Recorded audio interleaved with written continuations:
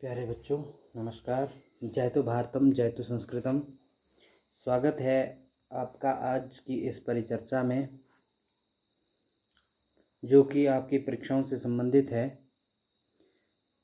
जैसा कि आपको पता है कि 7 सितंबर से आपकी हर घर पाठशाला कार्यक्रम के अंतर्गत ऑनलाइन परीक्षाएं शुरू होने वाली है, जिसके लिए आपको बार बार सूचित किया जा रहा है, रोज सूचित किया जा रहा है, हर अध्यापक द्वारा सूचित किया जा रहा है। और आपको आज 4 सितंबर ट्रायल के तौर पर सैंपल पेपर दिए गए थे, जिसके लिए आपको पासवर्ड भी दिया गया था। उसके अतिरिक्त आपको बिना पासवर्ड के भी पेपर डाला गया था कि आप परीक्षाओं के पैटर्न को समझ सकें। तो आज की इस चर्चा में हम बात करेंगे 9वीं कक्षा और 10वीं कक्षा के संस्कृत के पेपर पर कि क्या खास होने वाला है इस परीक्षाओं में। जो इस संस्कृत की परीक्षा है, इसमें किस तरह का पैटर्न रहेगा, किस तरह के प्रश्न आपसे पूछे जाएंगे, क्योंकि वास्तविक टीचिंग नहीं हुई है तो पढ़ाई की बहुत हानि हुई है, मैं भी समझता हूँ।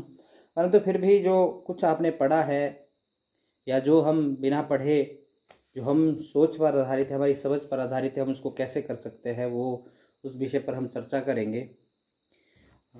आप में से बहुत सारे छात्र हैं जो 8वीं कक्षा से 9वीं कक्षा में आए हैं, वे नए हैं। उन्हें नए परीक्षा पैटर्न या नए जो संस्कृत का जो पेपर का जो पैटर्न होता है, उसका अनुभव वे करेंगे। क्योंकि अभी तक 8वीं कक्षा तक जो पेपर का जो विषय होता है या पैटर्न होता है, वो पाठ्य पुस्तक पर आधारित होता है, परंतु 9वीं कक्षा से 10वीं कक्षा में यह थोड़ा समझ और व्याकरण आधारित होता है। इसमें 60-40 का रेशो अधिकतर प्रश्न पत्रों में होता है। इसमें 60% व्याकरण भाग होता है और 40% आप समझ लीजिए कि इसमें पुस्तक भाग होता है। पुस्तक भाग आपको पता है कि 9वीं और 10वीं कक्षा के लिए, 9वीं कक्षा के लिए पिछले वर्ष 2019 से और 10वीं कक्षा के लिए 2020 से नई पुस्तकें मणिका की जगह पर आई हैं। पुस्तकों का नाम है शेमुशी भाग 1, शेमुशी भाग 2, जिसमें बहुत ही अच्छे अच्छे पाठ हैं। और 9वीं कक्षा के लिए हर घर पाठशाला कार्यक्रम के अंतर्गत इसमें 3 पाठ आए हैं और 10वीं कक्षा के लिए भी 3 पाठ आए हैं पहले, जिसमें पहले पाठ दोनों क्लासों के गीत हैं, संस्कृत गीत है। आपने उस गीत को, वैसे ये गीत हमने पढ़ाए हैं कक्षा में भी, आपको वीडियो इसका दिखाया है और वीडियो से हमने इसको गाया भी है, तो शायद आपको कुछ स्मरण रहे इसमें से। इसमें पाठ्यपुस्तकों में सामान्य तौर पर सरलार्थ, शब्दार्थ, पर्याय, विलोम, प्रश्न निर्माण, प्रश्नों के उत्तर देना, ऐसे प्रश्न आते हैं, अन्वय आता है। तो आप पाठ्यपुस्तक देख करके, उसके अभ्यास देख करके कर सकते हैं। उसके मैंने वीडियो भी आपको डाले हैं। उसके अलावा व्याकरण में क्या खास होने वाला है, अगर मैं सरल भाषा में कहूँ तो व्याकरण में जो नई चीज़ है, नया कुछ नहीं है। जो 9वीं कक्षा के लिए जो कार्य आया, वही 10वीं कक्षा के लिए भी आया। बात करते हैं, जैसे आपको अपठित गद्यांश आया, वो 9वीं कक्षा में भी उसका जो होमवर्क था वो सेम था और 10वीं कक्षा में भी सेम ही था। हम पत्र की बात करें, दीपावली, मम मित्रम, हिमाचल प्रदेश, ये सेम ही है। 10वीं में भी, 10वीं कक्षा के लिए भी आया और 9वीं कक्षा के लिए भी आया। पत्र की बात करें, चाहे वो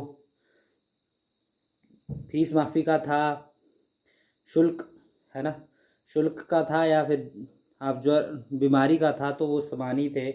उसमें कुछ नहीं करना होता है, रिक्त स्थान भरने होते हैं। और उसके अलावा प्रत्यय, संधि, समास, उच्चारण, ये चीज़ें समान ही। 9वीं और 10वीं कक्षा का जो व्याकरण भाग है वो समान ही दिया गया है, तो उसको आप निश्चिंत रहें कि वो आपको समान ही आएगा। प्रश्न अलग अलग हो सकते हैं, ऐसा मत समझिए कि जो प्रश्न 9वीं कक्षा को आएंगे वही 10वीं कक्षा को आएंगे। प्रश्न आपको दूसरे पूछे जा सकते हैं, पर प्रश्न का बेस जो होगा, मूल वही होगा। अब प्रश्न पत्र में हम क्या करेंगे, प्रश्न पत्र पर हम चर्चा करेंगे। पहला प्रश्न जो 9वीं कक्षा के लिए आएगा, 10वीं कक्षा के लिए भी जो आएगा वो सेम होगा। इसमें होगा कि आपको अपठित गद्यांश को पढ़कर, यानी जो पैराग्राफ आपको दिया होगा उसको आपने पढ़ना है, उसको समझने की कोशिश करनी है, और उसके नीचे जो एक प्रश्न दिए होते हैं वो आपने उनके उत्तर देने हैं। उनमें आपको लिखा होता है कि एक वाक्य में, एक वाक्य का मतलब होता है 1 वर्ड आंसर, पूर्ण वाक्य का मतलब है एक वाक्य में, एक शब्द में, एक वाक्य में। और फिर है व्याकरण से संबंधित प्रश्न भी हो सकते हैं, शायद कोई और प्रश्न भी हो सकता है, शायद पर्याय पूछ ले या कुछ और पूछ ले। इसमें जैसे जो आपको सैंपल दिया गया इसमें सर्वनाम पूछा गया है, तो ये एक व्याकरण से संबंधित प्रश्न आप इसको जोड़ सकते हैं। तो इसमें आपको सर्वनाम बताना है पूरी पंक्ति में कहाँ पर प्रयोग किया गया है। इस चीज़ के साथ जो दूसरा प्रश्न है उसमें क्रियापद आपसे पूछा गया है। क्रियापद आपको पता होने चाहिए कि धातु जो होती हैं, जिनको हम धातु भी कहते हैं और उनको क्रियापद भी कहते हैं, और ये वाक्यों के अंत में हम संस्कृत में प्रयोग करते हैं प्रायशः। वैसे संस्कृत एक योग श्लिष्ट भाषा है, इसमें वाक्य का कोई क्रम नहीं होता, परंतु फिर भी अधिकतर समय हम क्रिया का प्रयोग सरल जो लौकिक संस्कृत है उसमें आखिर में ही करते हैं। जैसे रामः पाठम पठति, इसमें पठति शब्द क्रिया है, तो इसमें ये क्रियापद है। या आपको कर्तृपद पूछा गया है तो कर्तृपद हमेशा या प्रायशः अधिकतर समय पहला होता है।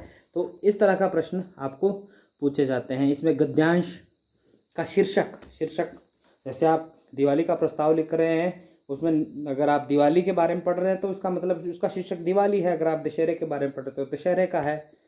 अगर पेड़ पौधों के बारे में पढ़ रहे हैं तो उसका विषय पर्यावरण हो सकता है। अगर आप प्रदूषण के बारे में पढ़ रहे हैं तो उसका विषय प्रदूषण हो सकता है। इसी तरह आप इसका भी पढ़ करके जो आपको लगता है कि इसका ये शीर्षक हो सकता है वो 1 वर्ड में होता है। ये नहीं कि आप पूरी पंक्ति लिख दे, तो 1 वर्ड में आपको उसका एक शीर्षक देना होता है जो एक शब्द में पूरा उसका स्वरूप बता दे कि इस पैराग्राफ में किसके बारे में लिखा हो सकता है। उसके बाद दूसरा प्रश्न आता है पत्र। पत्र का सैंपल आपको पहले भी हर घर पाठशाला के अंतर्गत दिया गया है। इसमें लिखा है मंजूषातः उचित पदानि चित्वा प्रधानाचार्यम निःशुल्कताम प्राप्तुम प्रार्थना पत्रम लिखत। ये भी है कि फीस माफ़ी के लिए है ये। इसमें आपने प्रधानाचार्य को लिखना आपने नहीं है, लिखा होता है वहाँ पर। आपको एक बॉक्स दिया होता है जिसको बॉक्स हेल्प बॉक्स बोलते हैं, मंजूषा। उसमें इसमें तो अगर आप सैंपल देख रहे हैं तो लाल रंग में शब्द लिखे हैं, कुछ उनको आपने 1 से 10 के क्रम में या जैसे भी उसमें जितने भी रिक्त स्थान हैं उनको जैसे हम पत्र लिखते हैं उसके अनुसार उनको पत्र पढ़ करके भरना है कि सुटेबल शब्द उस लाइन के लिए क्या होगा, कि वहाँ पर जो आप पत्र लिख रहे हैं उनमें सुटेबल शब्द कौन सी जगह पर आएगा। तो ये एक पत्र करने का ढंग है। अगर आपको वो भी नहीं आता है तो आप 1 से 10 तक क्रम करके पत्र पूरा ना लिख करके सिर्फ 1 से 10 तक उसके आंसर लिख दीजिए, वो भी एक इसका हल है। पर लिखना ज़रूर है, इसको ऐसे क्वेश्चन छोड़ने नहीं, क्योंकि ये मार्क गेनिंग, इससे आपको अंक प्राप्त होते हैं। क्योंकि इसमें कई बार चांसेस रहते हैं कि आपके अगर आप प्रश्न छोड़ रहे हैं तो आपको कुछ नहीं मिलेगा, पर अगर आप उसको लिख रहे हैं तो उसमें से 1-2 ठीक आपके हो जाते हैं, तो आपके कुछ अंक इसमें बच जाते हैं। तीसरा प्रश्न इसमें दिया गया है हिमाचल प्रदेश मम प्रिय मित्रम विजयदशमी। तो इसमें से आपको 2 तो आपको आते ही हैं। विजयदशमी दशहरे को ही कहते हैं, दीपावली से पहले आता है दशहरा। हिमाचल प्रदेश के बारे में आपको हर घर पाठशाला के अंतर्गत होमवर्क आया है, मम प्रिय मित्रम भी आया है आपको। तो ये आप लिख सकते हैं, निबंध लिख सकते हैं। ये 5 अंकों के लिए है। तो 5 अंकों का मतलब है आप 5 लाइनें तो कम से कम लिखिए संस्कृत में। उसके बाद है जो 9वीं कक्षा के लिए उच्चारण स्थान लगे हैं, इसमें आपको लिखा है निम्नलिखित वर्णानाम उचितम उच्चारण स्थानम लिखत। उच्चारण स्थान आपको जैसे दिया है घ का उच्चारण स्थान क्या है, ये मैंने आपको कक्षा में भी कराया है। उच्चारण स्थान आपको 8वीं कक्षा में भी कराए गए हैं, 9वीं कक्षा में भी कराए गए हैं। तो अगर आप उच्चारण स्थान को समझ सकते हैं, और आपको पहला जब हर घर पाठशाला के अंतर्गत होमवर्क दिया गया तो इसमें इसके वीडियो आपको डाले गए हैं, इसके आपको जो होमवर्क था वो भी आपको दिया गया है। उच्चारण स्थान जो शब्दों को बोलने के लिए हमारे मुख में जो क्रियाएं होती हैं या जहाँ से शब्द निकलता है उनको उच्चारण स्थान कहते हैं। तो इसमें आपको ऑप्शन दिए होते हैं, आपको एक टिक करना होता है, आपको एक लिखना होता है। उसके बाद है संधि करिए। अधोलिखित संधि विच्छेदम संधिम अथवा विच्छेदम कुरुत, या तो संधि कीजिए, जिसमें प्लस लगा है उसको जोड़ना है, और जिसमें प्लस नहीं लगा है उसमें प्लस दोनों शब्दों को अलग करके प्लस लगाना है, ये घन लगाना है। इसके बाद आपका प्रश्न है 6, जिसमें लिखा है कि एक कोष्ठकेशु प्रदत्त धातुषु समुचितम पुरुषम वचनम प्रयुज्य कानिचिन त्रीणि रिक्त स्थानानि पूरयेत्, कि आपने धातु जो मैंने आपको अभी शुरू में भी कही, क्रियापद हम जिनको कहते हैं, उनका वाक्य के अनुसार उनमें सही क्रियापद, सही रूप, धातु रूप वाक्य के अनुसार उसका बनाना है उसी लकार में। जैसे लकार है लट लकार है, लृट लकार है, लोट लकार है, लंग लकार है, विधिलिंग लकार है। तो इन लकारों में अगर जिसका भी उनमें बताया गया, जैसे पठ में इसमें लट लकार लिखा है तो पठ का रूप चलते हैं पठति, पठतः, पठन्ति, पठसी, पठतः, पठत, पठामी, पठावह, पठामह। अब अहम के साथ उसमें पठामी लगता है, तो इसका यही उत्तर होगा, अहम पुस्तकम पठामी। तो इस तरह आपने उसको लकार के साथ भरना है। इसके बाद प्रश्न नंबर 7 है, इसमें लिखा है कोष्ठकेशु प्रदत्तेषु विभक्ति योजित्वा। इसी तरह विभक्ति के आपने शब्द रूप याद किए हैं, राम का किया है या कोई भी किया। जैसे राम की तृतीया इसमें लिखी है, स्नान की चतुर्थी लिखी है, राम की तृतीया रामेण है ना, स्नान की चतुर्थी स्नानाय या स्नानाय। और जैसा भी उसमें वचन विभक्ति जो उसमें लिखा गया है उसी तरह वाक्य में भरना है। अधोलिखित, अगला प्रश्न है, अधोलिखितेषु वाक्येषु प्रकृति प्रत्यय संयोजनम। प्रत्यय जोड़ना है हमने, या तो जोड़ना है या अलग करना है। जैसे इसमें लिखा है, पहला प्रश्न है त्वम किम इच्छसि, डैश रिक्त स्थान दिया है, त्वम किम रिक्त स्थान और इच्छसि। तो इसमें प्रत्यय लिखा है ब्रैकेट में क्री जमा तुमुन। तुमुन का तुम शेष रहता है, क्री का कर बन जाता है, दोनों को जोड़ देंगे कर तुम बन जाएगा। र कहीं पूरा नहीं आएगा, र का रप्रत्व हो जाएगा, तो कर तुम, त्वम किम कर तुम इच्छसि, इस तरह ये बन जाएगा। इसी तरह अगला भी गम जमा तवतु। तो आपको प्रत्यय आपको दिए गए हैं, आपको रूप उसमें से आप देख सकते हैं कि किस तरह बने हैं, अभ्यासों में आपको दिए गए हैं। अधोलिखित, अगला प्रश्न है, अधोलिखितस्य गद्यांशस्य हिंदी भाषायाम अनुवादम कुरु। अब गद्यांश आपको कहाँ से आएगा, पाठ्यपुस्तक से आएगा। तो आपने अगर पाठ्यपुस्तक पढ़ी है तो आप इसका अनुवाद लिख सकते हैं, तब भी आप ट्राई करिए जो आप लिख सकते हैं। इसमें लिखा है सोम प्रभा, ये आपको सोम प्रभा पाठ है, तीसरा पाठ है 9वीं कक्षा का शेमुशी पुस्तक का, जिसमें दहेज से संबंधित पाठ है, जिसमें सोम प्रभा एक छोटी सी लड़की होती है, वो अपनी माँ विमला को दहेज प्रताड़ना से बचाती है, पुलिस लेके आती है और पुलिस के द्वारा अपनी माँ की रक्षा करती है। तो उस पाठ से ये संबंधित है। सोम प्रभा अम्ब मम उपानहु त्रुटिते। सोम प्रभा अपनी माँ से कहती है कि हे माँ, मेरे जूते और मेरा बैग फट गया है, टूट गया है।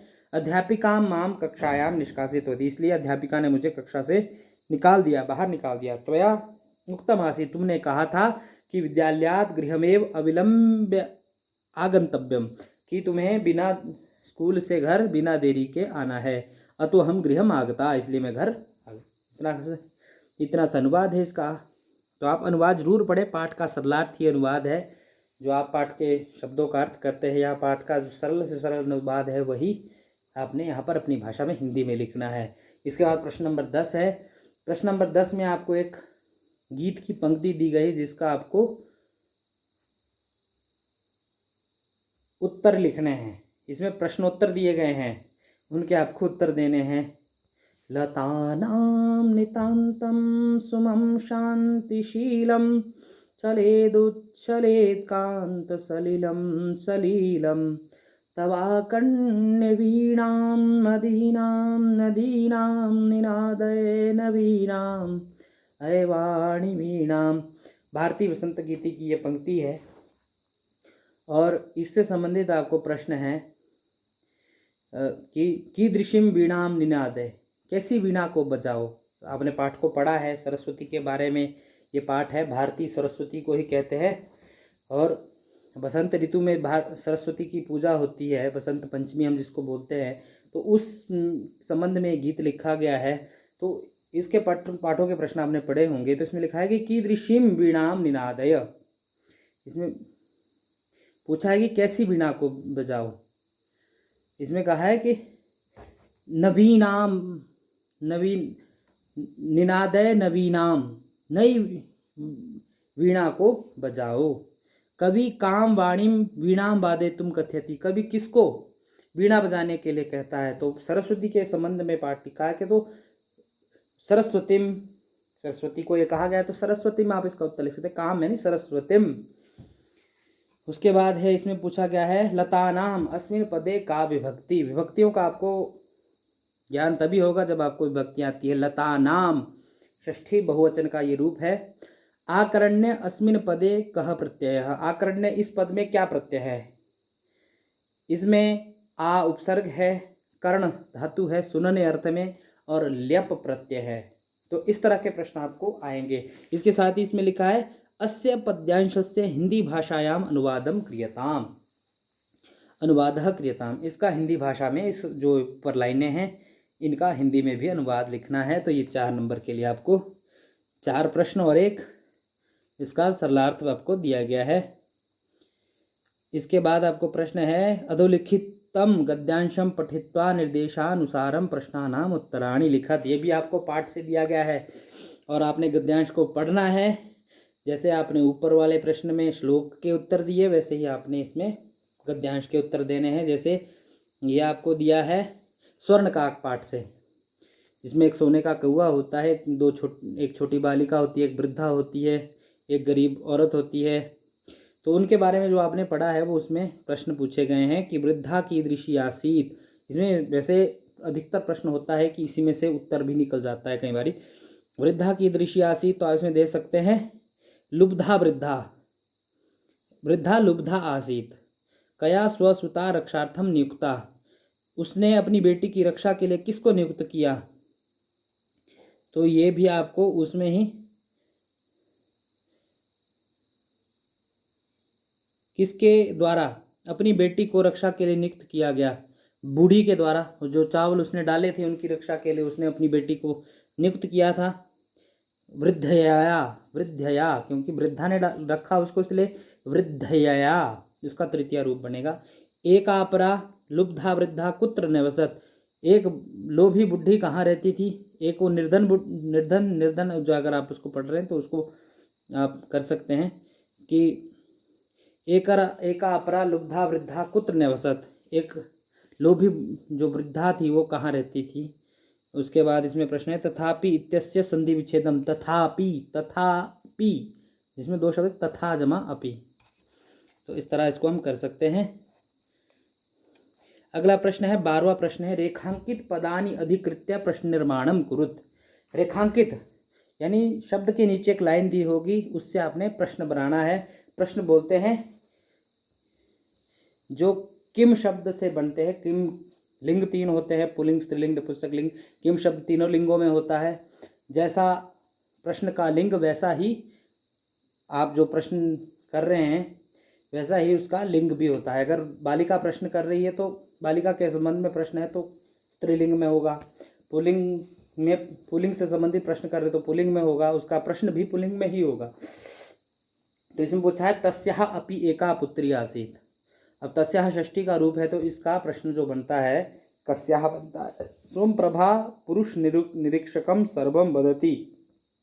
सोमप्रभा पुरुष, सोमप्रभा प्रथमा का रूप है तो इसमें लड़की है तो का पुरुष निरीक्षकम सर्वम वदति, इसका प्रश्न बन जाएगा। इस तरह आपको ये पहले भी कराया गया है और इस तरह आप इसको हल कर सकते हैं। ये एक सरल तरीका है। मैं आपको कहना चाहता हूँ सरल तरीके में कि आपको प्रश्न, आपको पत्र दिया है उसको ना छोड़ें, उसमें किसी भी क्रम में शब्दों को लगा दें। 1 से 10 तक अगर आप गिन लें कि कितने स्थान आपके पास है तो उनको भर दीजिए, आपके अंक वहाँ पर बच जाते हैं। और थोड़े से प्रयास से आप इसको कर सकते हैं। बाकी आपको कोई मदद चाहिए तो मुझे आप फ़ोन कर सकते हैं, मैं आपकी हेल्प अवश्य करूँगा। 10वीं कक्षा में भी यही पैटर्न रहेगा। वहाँ पर सिर्फ प्रश्नों में जो आपके पाठ्य प्रश्न है वहाँ बदलाव रहेगा, बाकी आपके जो पुस्तक से संबंधित जो प्रश्न हैं वो अलग होंगे। बाकी आपकी जो व्याकरणिक भाग है वो लगभग समानांतर होंगे। आपको हिमाचल प्रदेश आया, शायद उनको दीपावली आए, वो कोई और निबंध आ जाए, और वैसा ही है कि पत्र उनको अगर आपको शुल्क माफ़ी का है, उनको शायद ज्वर पीड़ित का आ जाए, बीमारी का आ जाए। तो ये आप कर सकते हैं, वो एक दो पत्र हैं वो आप उनको देखें, अच्छी तरह से देखें। अपठित गद्यांश को मेरा सबसे पहले है कि अपठित गद्यांश को आप ज़रूर ढंग से पढ़ें। अधिकतर प्रश्नों के उत्तर गद्यांश में ही लिखे होते हैं। तो आज की इस चर्चा में मैं विराम देता हूँ। मुझे अवश्य कमेंट करें कि आपको ये चर्चा कैसे लगी। मेरे वीडियो को ज़रूर देखें, क्योंकि ये मैंने आपके हित के लिए, आपके भले के लिए बनाया है। तो इस वीडियो को अवश्य देखें। धन्यवाद। जय हिंद, जय भारत।